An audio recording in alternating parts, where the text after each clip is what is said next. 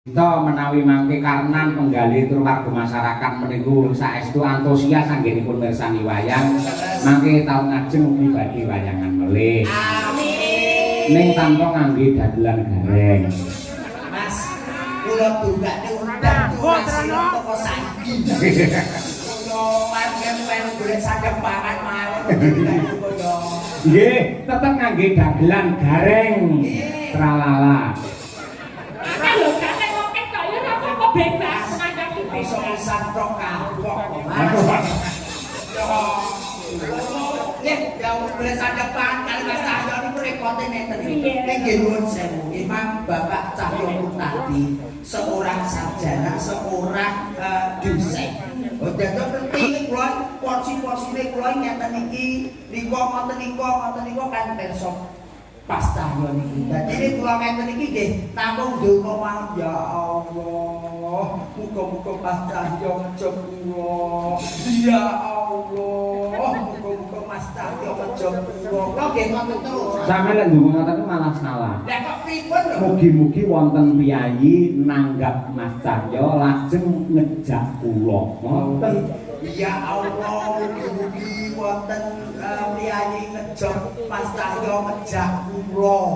Nggih, niku dereng karuan lek dadi lho Mas.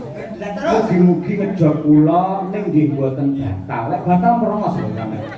mugi-mugi ngejog kula boten batal. Nggih, mboten badhe batal, tetep berlangsung wayangan dengan sukses lan ugi mugi-mugi lunas. Lewat dibayar merongos nah sampe. Kok ora welas iki. Kaya ning boten Mas, sportivitas dulur-dulur Ponorogo. Nggih. Nanggap yor ora tau tegese muni ning buri, ora tau bundel, kabeh barang sing halal, barang sing becik dipangan yo enak, diombe yo ora ngerti. Nggih, niku nggih. Napa melih sewateng beliau Pak Mujito. Pak Mujito nanggo awake dhewe. Ora kapiran, mangan lumintu. Cara awake dhewe wis dadi seniman, paling apa wi tugase ya menghibur, Hibur masyarakat, dulur-dulur masyarakat. Nek Pak Mujito gawe tentreme masyarakat Indonesia. Membuat dadi bakat bentise NKRI. Wah, abot banget. Abot banget gaweane niku abot banget. Siap sedia terus. Abot tenanan kula lek iki wis dipeki rezeki, iki syukuran bumi iki kanthi ria. Ya. Sing rawuh ya akeh. Akeh banget lek sore mau penonton, lek wayah gara-gara kesehatan niki sedaya menika penanggap. Amin. Nanggap wayang klasik tanpa gareng. Mas, iki liyane banyolan kuyup. Boten, sekali jenengan wong kula niku milih utawi nderekaken piyayi ingkang kepareng nimbali Mas Gareng. Leres. Lah niki wonten pernae yang disawang niku kaya adik Mbak Elisa. Naminipun Mbak Birgita Ayu. Dereng nanti panggil ya. Kula to. Kula dereng. Iki mung ketemu. Nggih. Sing pundi to? Sing tiga lho Mbak Birgita. Siji loro. Wah. Kok kita ra siji kok. Ora. Kita telu iki buka sih lho tentu. Nggih, menika kula kadang iki sareng kali Mas Aan. Nggih. Kali niki. Ah, iki syukur. Ya Mbak Birgita tukung men jumeneng coba kaya apa. Ya. Mangga.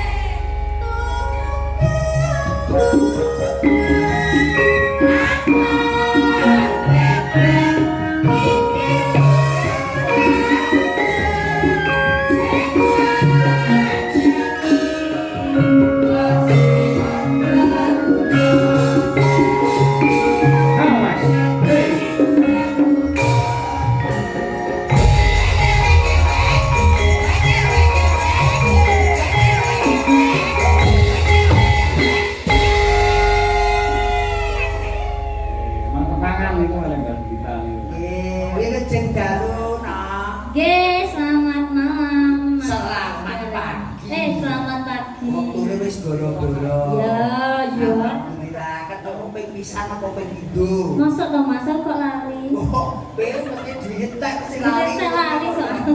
Oke, pepanggil ping kalih. Udah ini ya berarti ya. Mbak Berarti kita sudah pernah bertemu ya. Bertemu ya bertemu tapi geblekmu lire ae kene ora kanggo kasapan apa-apa. Ya bantu wae wong iki gototmu. Birgita, Halo? ora sakene. Dapo. Kene lho, sisa. Mata. Iya. Oh, Ya, ngeten iki ya. lho, Mas. Ngeten iki panggil pisan ngeten iki lek tong nggih Mbak Birgita mesti toplok plok plok plok plok plok plok. Langsung iki pok. Tenang Mbak Birgita. Iya Mas Bareng. Ya makanya jenengan terus duwe garwa kaya Mbak Birgita kira-kira seneng apa marem. Alah alah lek ngeten iki kula duwe bojo kados Mbak Birgita ngeten iki kula Nggih. mboten seneng Mas. Gusti Allah sampean iki, sak sampean iki. Aku wis ora seneng blas. Sampean iki gak bagus-bagus kok. Sebabe apa ora seneng? Lah ngeten iki kula tinggal tanggapan nggih. Mudah. Padahal ora kula ngeten iku malah medal kados jenengan. Iya. Oh ya Mbak Birgita, menika turun para kadang dulur-dulur sedaya ingkang kasemuan menika remen sangat mbok bilih panjenengan pemugah. Oke. Nggih. Mbok bilih atas pamulutan Pak Dalang. Wonten ingkang ngersakaken Mbak Lisa wonten mboten kesian. Mboten niki wau, cuman nanti kalau Mas Gareng juga bisa nyanyi loh ini. Oh, Mas siap. Gareng. Nanti kalau duet Mas Gareng. Buat Nanti, duet. Pak. Jadi iki dramane ceritane jenengan niku Kyai Kakung duwe garwa loro Mbak Elisa karo Mbak Birgita. Lah kok ora satu pas iki. Lah umpama Ora satu bapakne wong aku wong isih bayang gawe wis tumpet lho Mas. urung dicoba kok wis mumet iki. Boten boten kesane nunggak tambah mawon Oh, nggih. iya. Bingung nggih. Ah iya. Kok jajan Mas ngeten iki lho. Lho paling ora janune paling ora ngeten iki Fortuner Mas.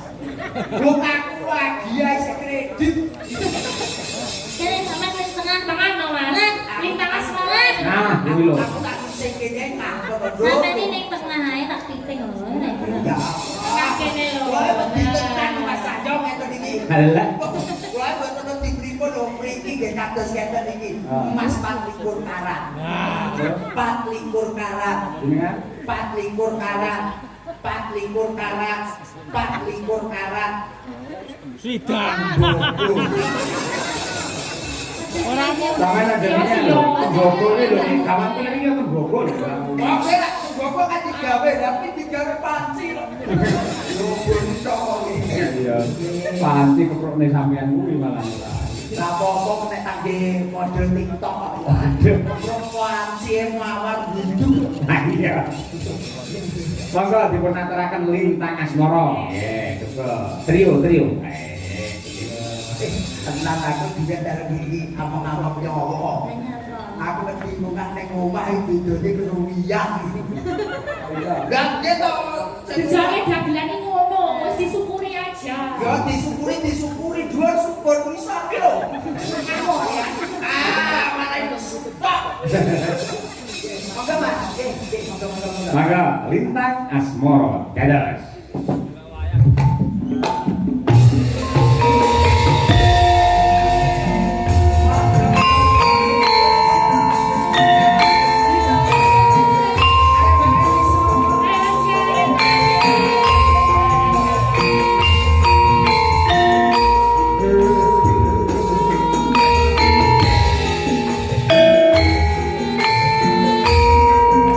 Wis